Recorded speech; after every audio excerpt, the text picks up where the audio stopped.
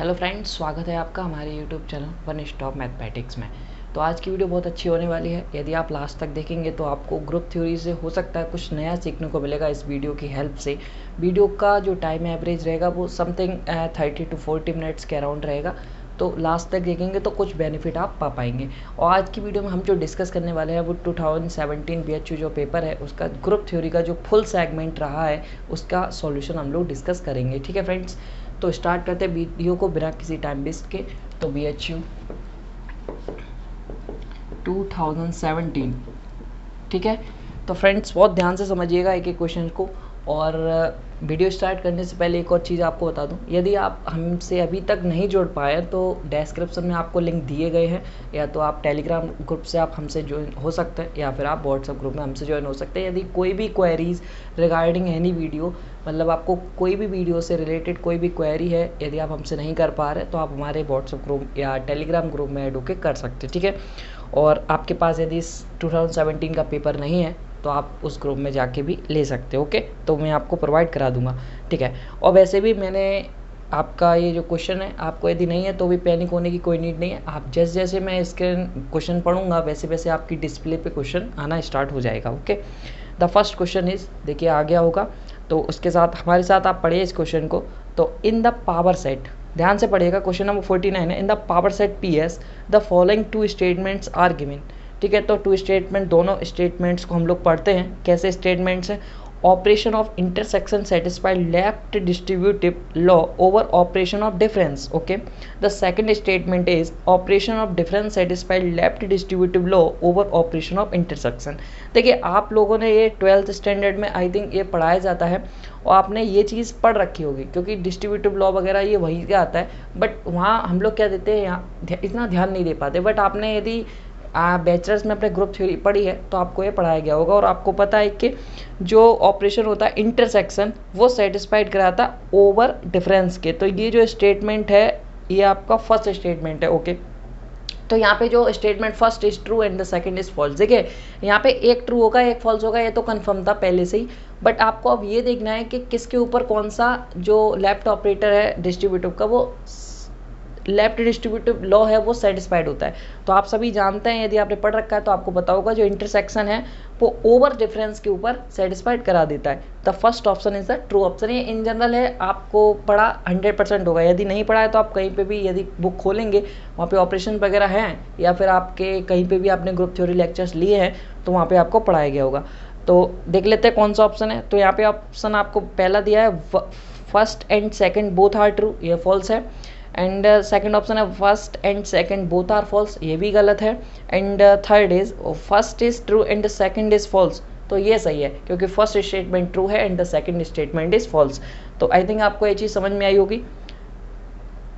देखिए यदि आपके मन में कोई डाउट है जैसे रिगार्डिंग दिस कि कैसे हम इसे कर सकते, देखिए जैसे कोई सेट ए है, इसको हम लेफ्ट डिस्ट्रीब्यूटिव करा रहे हैं तो लेफ्ट से मतलब लेफ्ट से ऑपरेट कराएंगे। ओके, तो अब आपको क्या करना है, इंटरसेक्शन, तो इंटरसेक्शन बाहर लेना है, अंडर क्या लेना है, ओवर द ऑपरेशन डिफरेंस। तो मतलब ये वाला जो प्रॉपर्टी है ये आपका क्या होगा, सही हो गया। तो इसे आप जब कराएंगे तो ये जो होगा इसके बराबर जो आएगा वो सही होगा। और जो सेकंड वाला आप जब करेंगे ओपन तो वो आपको क्या होगा, गलत आपको मिल जाएगा।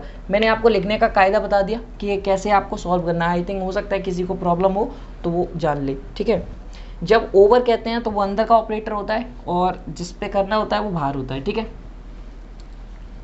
चलिए we move on the another question. चलिए the question number 50 is quite easy questions. यदि आपको पता होगा तो आप इजीली कर पाएंगे। रिलेशन पे क्वेश्चंस आए हैं, बहुत अच्छा बात है। यदि आपने रिलेशन देखिए सब लोग पढ़ के आते हैं तो ये क्वेश्चंस आसानी से आप लोग अटेम्प्ट कर लोगे। ठीक है, तो पढ़िए मेरे साथ। If the number of reflexive relation defined in a non empty set is equal to the number of symmetric relation.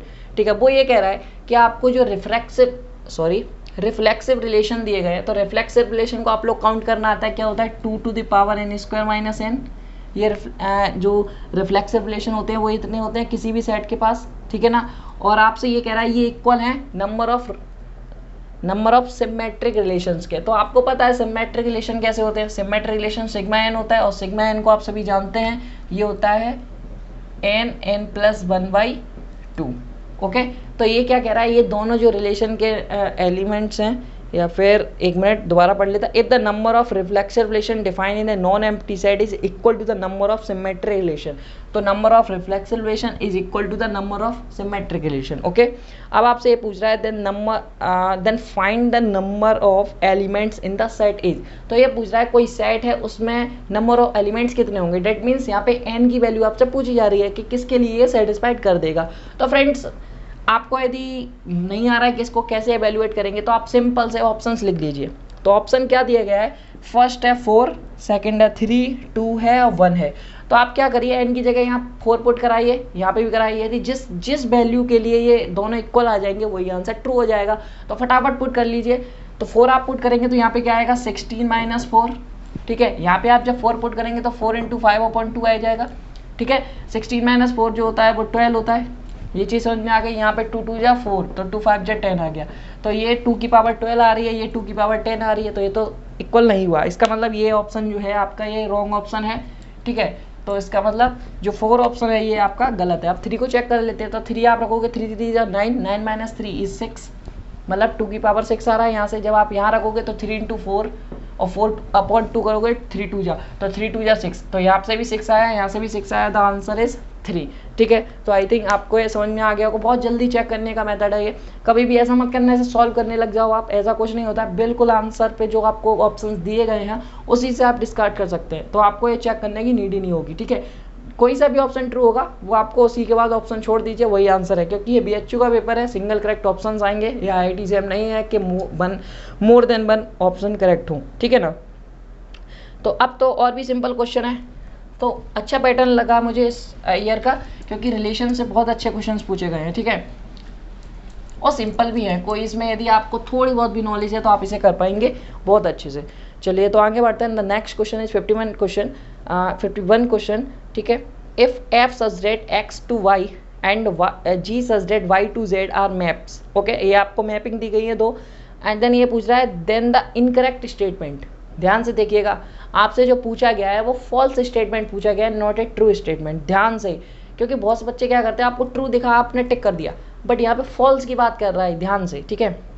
आपसे first statement f and g are 1 1 on 2, यदि आपको f और g 1 1 on 2 दिए जाते थे। कि पहले एक और चीज़ देख लीजिए कि ये जो चीज़ें होती है क्या, आपको f ऑफ फॉग दिया है इज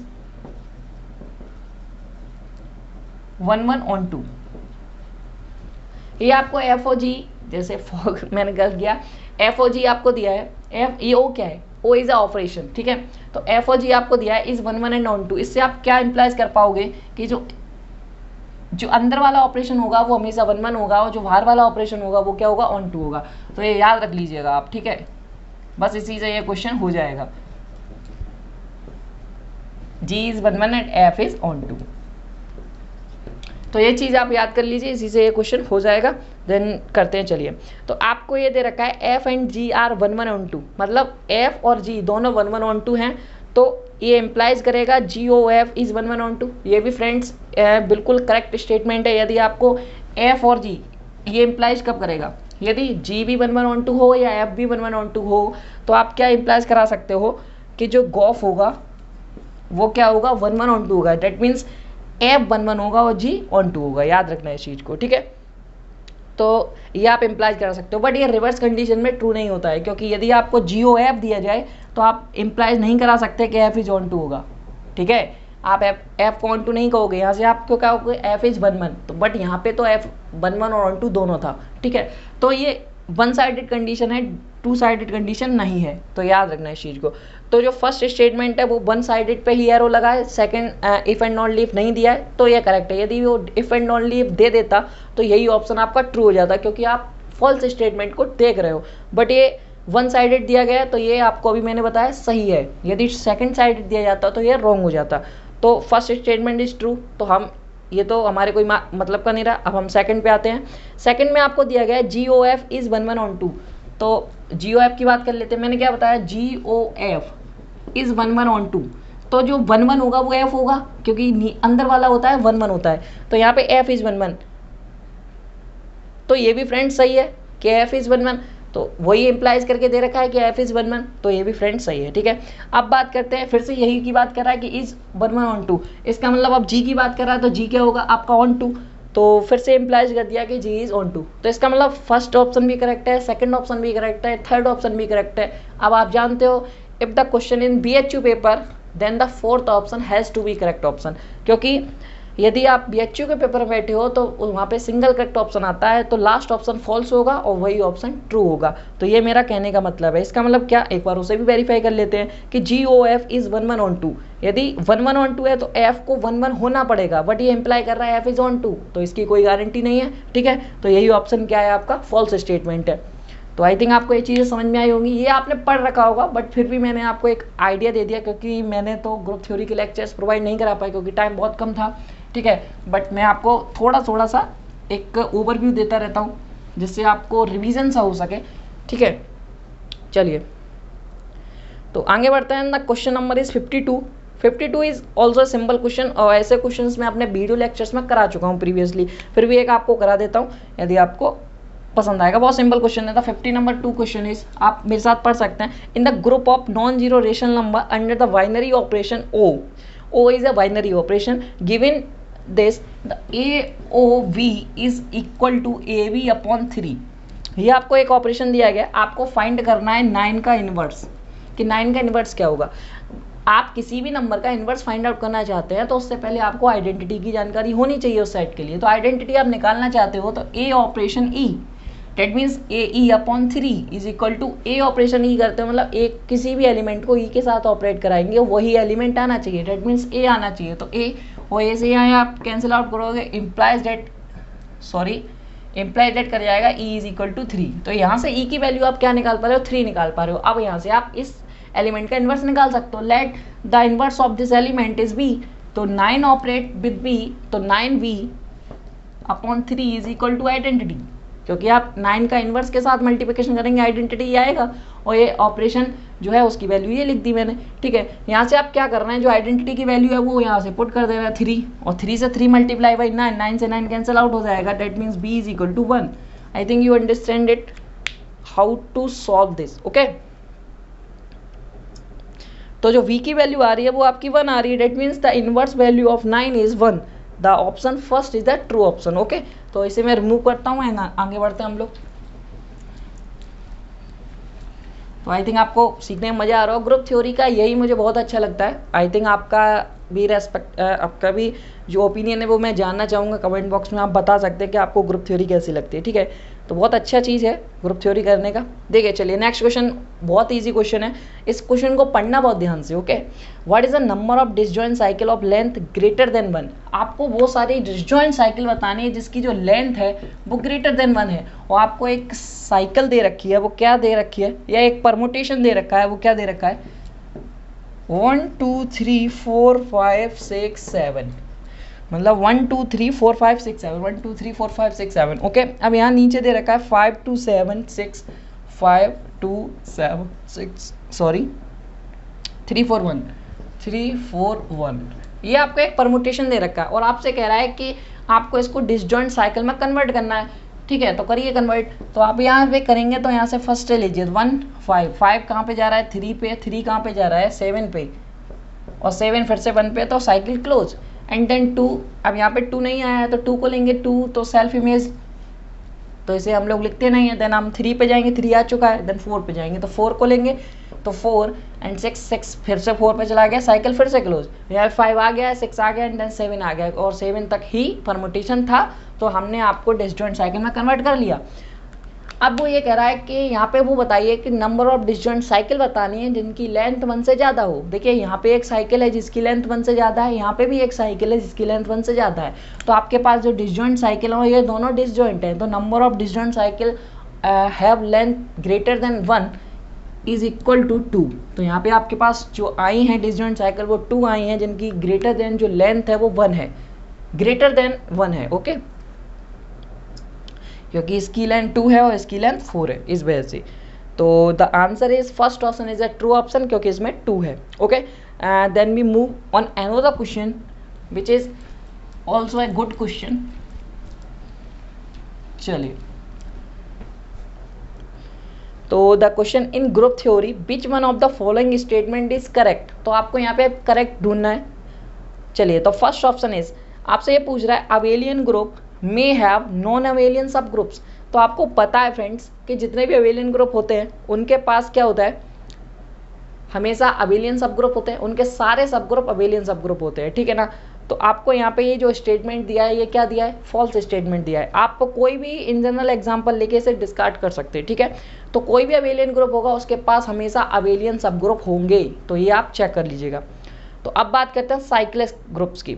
देखिए साइक्लिक ग्रुप क्या होते हैं, साइक्लिक ग्रुप आपको पता है साइक्लिक ग्रुप के पास जितने भी सब ग्रुप होंगे वो हमेशा साइक्लिक होते हैं, बट उसमें क्या दे रखा है, cyclic groups may have non cyclic सब ग्रुप्स, कभी नहीं हो सकता। तो ये भी स्टेटमेंट जो है वो फॉल्स स्टेटमेंट है। आप कोई भी इन जनरल एग्जांपल कोई भी साइक्लिक ग्रुप उठा लेना, उसके आप कोई भी सब ग्रुप ले लेना, वो हमेशा साइक्लिक फॉर्म कर देगा, ठीक है। अब बात करते हैं non abelian groups may have abelian सब ग्रुप्स। कोई भी नॉन अवेलियन ग्रुप है उसके पास मे हैव अवेलियन सब ग्रुप्स। तो ये एक पॉसिबल केस है। देखिए आप S3 लीजिए, S3 के पास कितने टाइप के सब ग्रुप हो सकते हैं। इसकी जो कार्डिनलिटी की बात की जाए तो ये फैक्टोरियल 3 होती है विच इज इक्वल टू 6। तो 6 के डिवाइजर कितने होते हैं, 1 होता है, 2 होता है, 3 होता है एंड 6 होता है, ठीक है। तो इसके पास ये ऑर्डर के, बट इसमें जो एलिमेंट्स की संख्या होती है वो 6 ऑर्डर का कोई भी एलिमेंट एग्जिस्ट नहीं करता। यहाँ पे 1 ऑर्डर का एलिमेंट, 2 ऑर्डर का एलिमेंट और 3 ऑर्डर का एलिमेंट मिल जाता है। आप ध्यान से देखेंगे, यदि आप 3 ऑर्डर का एलिमेंट उठाइए तो 3 ऑर्डर का सब ग्रुप इसके पास हमेशा होगा। तो आप देखिए कोई भी प्राइम ऑर्डर सब ग्रुप होता है वो हमेशा क्या होता है, एवरी प्राइम ऑर्डर सब ग्रुप इज ए साइक्लिक सब ग्रुप, ठीक है ना। ये आपको पता है, यदि वो साइक्लिक है तो वो हमेशा अवेलियन होगा। तो बट ये जो सब ग्रुप है ये तो अवेलियन नहीं है, नॉट अवेलियन, बट इसके पास क्या है, एक साइक्लिक सब ग्रुप है। बेसिकली आप 3 की बात कर रहे हैं, ये 2 भी एक प्राइम नंबर है तो ये भी एक क्या होगा, साइक्लिक सब ग्रुप बना देगा। तो इसका मतलब क्या है, ये नॉन अवेलियन है बट इसके पास अवेलियन सब ग्रुप होंगे, ठीक है। तो ये जो स्टेटमेंट है ये कह रहा है मे हैव, तो इसका मतलब non abelian group may have abelian सब ग्रुप। तो बिल्कुल सही बात है कि नॉन अवेलियन है वो मे हैव मतलब रख रहा है। तो इसका मतलब this statement is A correct statement, okay. अब लास्ट भी कर लेते हैं, non cyclic groups can not have cyclic सब ग्रुप्स। ऐसे ही आप ध्यान से देख लीजिए, यदि आप इसी स्टेटमेंट को देखेंगे तो ये क्या हो जाएगा, ट्रू। ये मतलब मेरा कहने का मतलब है इसके पास ये है बट इसमें कह रहा है नॉट, कैन नॉट, नहीं हो सकते। तो ये जो स्टेटमेंट जो ऑप्शन दिया गया है वो फॉल्स है, बट ऐसा होता है ये ट्रू है, ओके। तो ऑप्शन आपको एक ही ट्रू स्टेटमेंट मिला जो कि थर्ड ऑप्शन था, बाकी सारे डिस्कार्ड हो गए और आपको करेक्ट स्टेटमेंट ही बताना था। That means third option is the correct option, okay. Then we move on the another question which is related to group homomorphism, okay. तो इसे हटाते हैं। आई थिंक आपको ये समझ में आ गया होगा। यदि अभी भी कोई रिगार्डिंग कोई भी प्रॉब्लम है, कोई भी क्वेरी है, तो आपको 3-4 ऑप्शन मैंने दे रखे हैं, ग्रुप में आइएगा डिस्कशन करने के लिए या फिर आप कमेंट कर सकते हैं, ओके।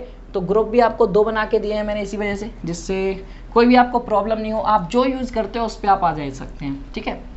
टेलीग्राम आप चलाते हैं तो टेलीग्राम पे आ सकते हैं और व्हाट्सअप यूज करते हैं तो व्हाट्सअप पे आ सकते हैं, ओके। और यदि अभी तक आपने हमारे चैनल को सब्सक्राइब नहीं किया तो सब्सक्राइब जरूर कर ले फ्रेंड्स, क्योंकि ऐसे ही बहुत सारी वीडियोज़ आने बहुत बाकी हैं।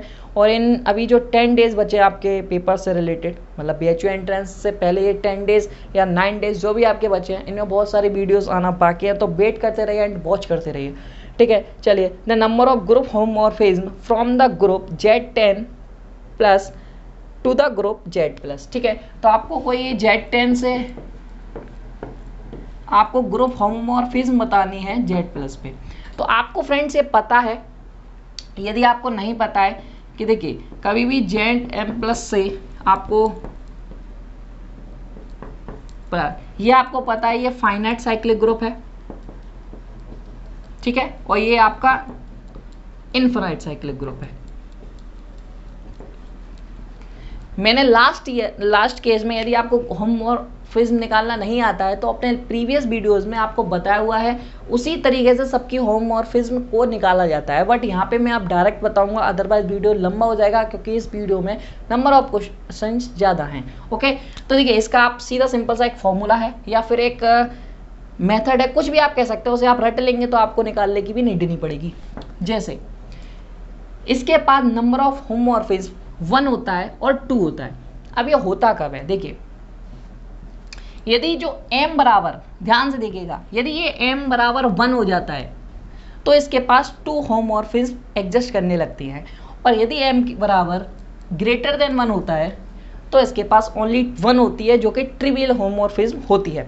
यहाँ पे ये 1 ऐड क्यों हो जाती है, ये इसके पास ऑन टू होमोमॉर्फिज्म आ जाती है, और ऑन टू होमोमॉर्फिज्म मैंने निकालना अपनी प्रीवियस वीडियो में सिखाया है कि कैसे निकालते हैं, तो वहाँ उस विद द हेल्प ऑफ उसकी वीडियो की हेल्प लेके आप इसको निकाल सकते हैं, ठीक है ना, कि ये कैसे आ जाता है। मैंने आपको बता दिया ये एक ट्रिवियल है। देखिए ट्रिवियल होमोमॉर्फिज्म हर एक के पास होती है, ये बात याद रखना आप लोग, ठीक है, और इसके पास भी होगी, बट इसमें ज़्यादा कब आ रहा है ये केस देखिए, यदि आप z बराबर 1 लेंगे तो इसके पास 1 ऐड हो जा रहा है, इसके पास ऑन टू होमोमॉर्फिज्म एक और बढ़ जा रही है, डेट मीन्स इसके पास 2 हो जाएंगी। यदि ये m की पावर, m जो बड़ा होगा, m की पावर नहीं सॉरी, m जो होगा वो 1 से बड़ा होगा, और m क्या है, ये m है, ठीक है, तो ये m 1 से बड़ा होगा तो इसके पास हमेशा एक ट्रिवियल होमोमॉर्फिज्म होगी, जो कि ट्रिवियल ही होगी हमेशा, डेट मीन्स 1 ही होगी।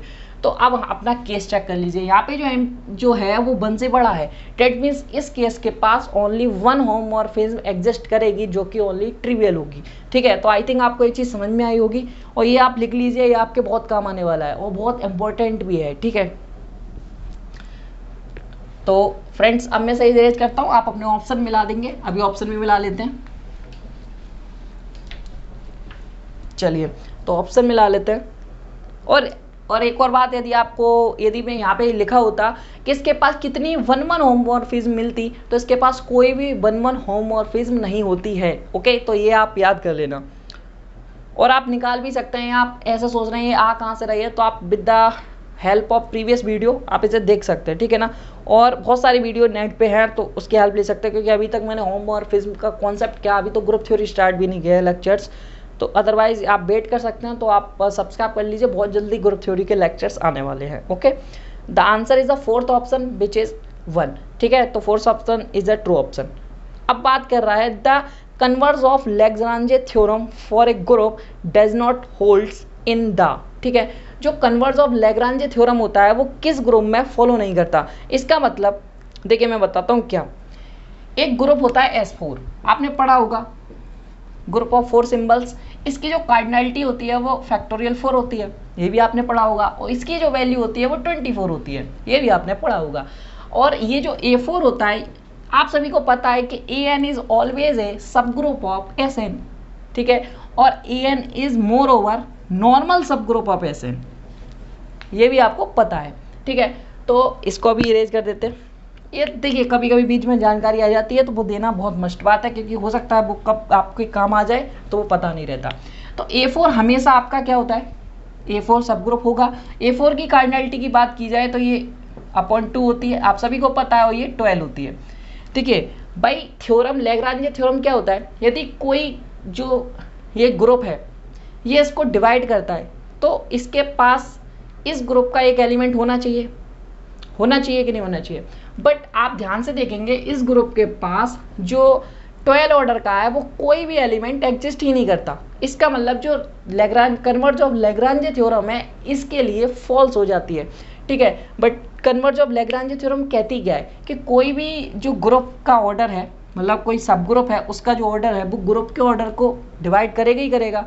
मतलब सब ग्रुप और जो सब ग्रुप का ऑर्डर है वो तो हमेशा कोई ये, सॉरी फ्रेंड्स, देखिए हिंदी बोलने में थोड़ा सा तकलीफ होता है। देखिए यदि कोई सब ग्रुप का ऑर्डर 12 है और सब ग्रुप मैं कह रहा हूँ, तो सब ग्रुप तो हमेशा ग्रुप के ऑर्डर को डिवाइड करेगा ही। यदि सब ग्रुप का ऑर्डर 12 है तो 12 डिवाइड्स 24, तो यदि सब ग्रुप है तो हमेशा ग्रुप के अंदर इस ऑर्डर का एक सब ग्रुप एलिमेंट होना चाहिए कि नहीं होना चाहिए, एलिमेंट जरूर होना चाहिए 12 ऑर्डर का, बट इसके पास 12 ऑर्डर का कोई भी एलिमेंट नहीं होता है, आप चेक कर सकते हैं, मोर ओवर 6 तक ही रहता है, ठीक है। तो ये आपको पता होना चाहिए।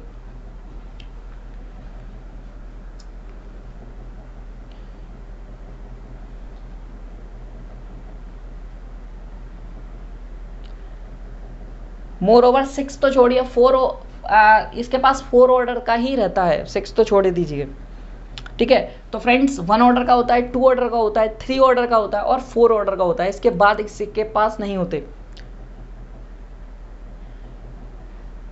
चलिए तो आगे बढ़ते हैं एंड बात करते हैं। तो इसमें आपको ये बता दिया जाए कि ऑप्शन कौन सा है, वो A4 है। A4 के लिए converse of Lagrange theorem fail हो जाती है क्योंकि ये ग्रुप के ऑर्डर को डिवाइड कर रहा है, बट इसके पास कोई भी इस टाइप का एलिमेंट है ही नहीं। ठीक है, तो आगे बढ़ते हैं एंड देन बात करते हैं नेक्स्ट क्वेश्चन की। और नेक्स्ट क्वेश्चन आपसे बहुत ही सिंपल सा क्वेश्चन है रिंग थ्योरी का। देखिए आपको पता है ये हमेशा रिंग बनाता है। देखिए आप एक पहले पढ़ लीजिए क्वेश्चन को। If F is a non zero ring homomorphism from the ring of rational number two itself. देखिए रेशनल नंबर अपने आप पे एक हमेशा रिंग बनाता है, और आपको ये भी पता है कि रेशनल नंबर का जो सेट है वो हमेशा रिंग बना देता है, मोर ओवर ये फील्ड भी बना देगा। ठीक है,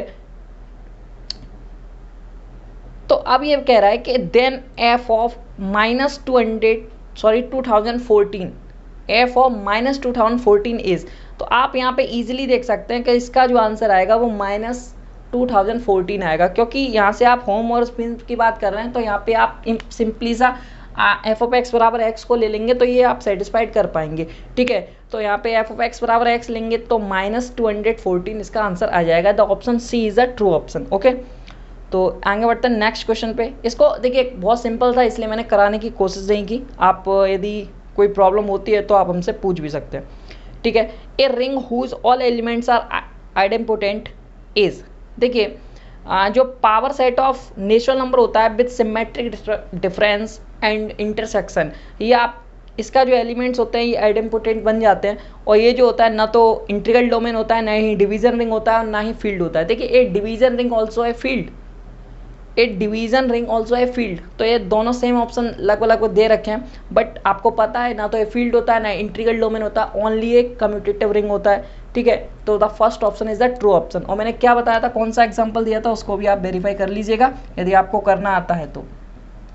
ठीक है, ये जो ऑप्शन है ये जो सेट है ये कम्यूटेटिव रिंग बनाएगा, बट ये ना तो इंटीग्रल डोमेन होगा और ना ही आपका ना तो ये इंटीग्रल डोमेन होगा और ना ही आपका रिंग होगा। ठीक है, तो आप इसको वेरीफाई कर लीजिएगा। तो the first option is the true option. Okay, and then we move on the another question which is 59 number. Then हम इसे इरेज कर सकते हैं।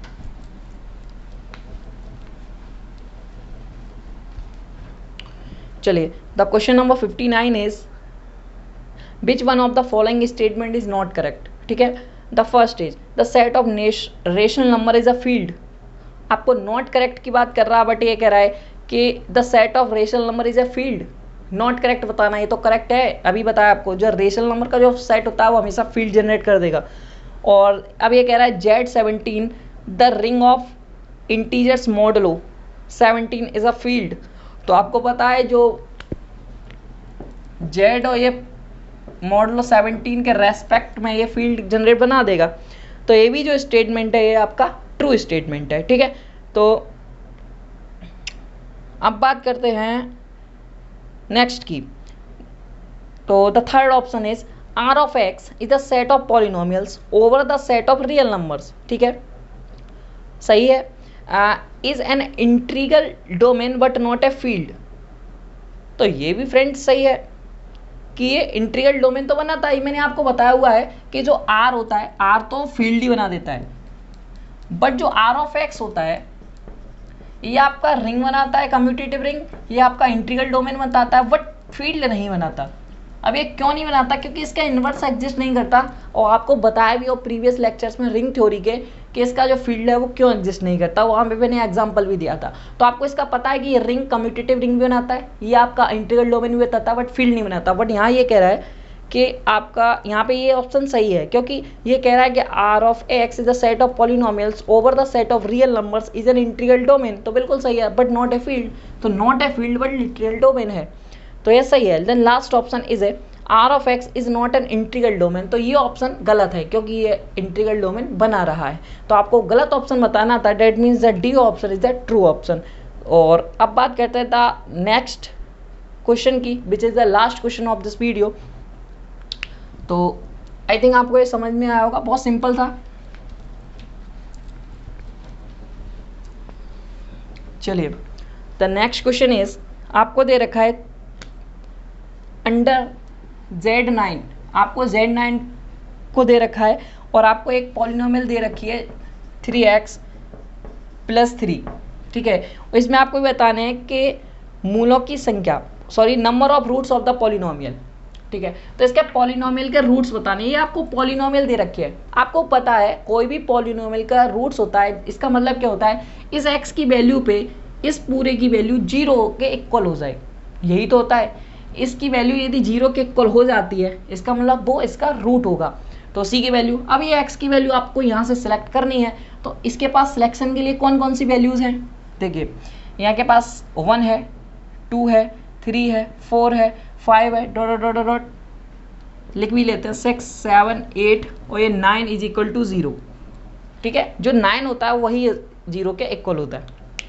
सबसे पहले 1 पुट करते हैं, तो 1 पुट करेंगे तो 3 × 1 = 3 + 3 6, तो ये तो नहीं होगा। जब आप 2 पुट करोगे तो 2 × 3 = 6, 6 + 3 9, और 9 का 9 में डिवाइड दोगे आप, ठीक है। तो 9 का 9 में आप डिवाइड दोगे तो क्या आएगा, क्या आएगा, 0 आ जाएगा, क्योंकि रिमेनिंग कुछ बचा ही नहीं। तो ये आपका क्या आ जाएगा, ये सही है क्योंकि ये इसका रूट है, क्योंकि 2 पुट करने से ये 0 के इक्वल आ रहा है। अब बात करते हैं 3 की, 3 × 3 = 9 + 3, 3 × 3 = 9 + 3। तो यदि आपको नहीं पता है तो मैं ही बता देता हूँ, वैसे आपको पता होगा 12 होता है और 12 नहीं होगा, तो आप चेक कर लेना ये। अब मैं आगे ऐसे ही करता जा रहा हूँ, मैं आप भी करिएगा। 4 × 3 = 12 + 3 15 नहीं आता, 5 × 3 = 15 + 18 आता है, 6 × 3 = 18 + 3 21 नहीं आता, 7 × 3 = 21 + 3 24 नहीं आता, और 8 × 3 = 24 और 3 27 आता है। एंड 9 आप यहाँ पे पुट करोगे, दैट मीन्स 0 पुट करोगे यहाँ पे तो 3 आएगा, और 3 तो होता ही नहीं, 3 वजह 0 तो हुआ नहीं, दैट मीन्स ये रॉन्ग। तो आपके पास ये मिला, आपके पास ये मिला, आपके पास ये मिला, द आंसर इज 3। आपके पास नंबर ऑफ रूट्स पूछ रहा था तो 3 रूट्स आपको मिल गए। तो आई थिंक ये क्वेश्चन भी आपको समझ में आएगा, बहुत सिंपल क्वेश्चन था। आपको यहाँ से वैल्यूज पुट करना था और आपको ये बताना था ये 0 के इक्वल हो रहा है नहीं, अंडर Z9, ठीक है ना। तो ये चीज़ आपको समझ में आई। तो आई थिंक एक बार और देख लेता हूँ कि कोई भी क्वेश्चन रह तो नहीं गया है। Okay, this is the 60 number question and the last question of this video, ठीक है। तो आई थिंक आपको वीडियो पसंद आया होगा, पसंद आया वीडियो, और पूरा वीडियो देखने के लिए बहुत बहुत धन्यवाद। ऐसे ही मैं आपसे कहूँगा आप लोग बिल्कुल भी परेशान नहीं हो, ठीक है। और यही कहूँगा कि बहुत जल्दी सॉल्यूशन आने वाले हैं। दिस इज़ द 2017 वीडियो, और हो सकता है कि 2018 2019 आज ही अपलोड हो जाए, तो वेट करिए, बहुत जल्दी आने वाला है। उसके बाद लीनियर अलजेब्रा और फिर कॉम्प्लेक्स कराई दिया है मैंने कंप्लीट, आप देख सकते हैं जाके। एंड उसके बाद जो आएगा वो वेक्टर के ऊपर आऊँगा मैं, आपका न्यूमेरिकल एनालिसिस के ऊपर आऊँगा, और एलपी आऊँगा। ये तीनों साथ चलेंगे, बहुत जल्दी आने वाले हैं, क्योंकि इनके क्वेश्चन बहुत ईजी होते हैं, ठीक है। ध्यान दीजिए आप, बहुत छोटी वीडियो को बहुत जल्दी जल्दी आएंगे, टेंशन फ्री रहिएगा। आज या कल में ही आपका पूरा ये ग्रुप थ्योरी को कवर करने का मैंने ठान लिया है, एंड बहुत जल्दी ये एनालिसिस भी आने वाला। बहुत आपको ये 10 दिन आपको बहुत अपर लेवल तक ले जाना है, तो बने रहिए हमारे साथ एंड देखते रहिए और फॉलो करते रहिए। रोज़ देखिए कि वीडियो आई है या नहीं आई है, ठीक है। तो ध्यान से देखिएगा। तब तक मिलते हैं नेक्स्ट वीडियो में, बाय बाय।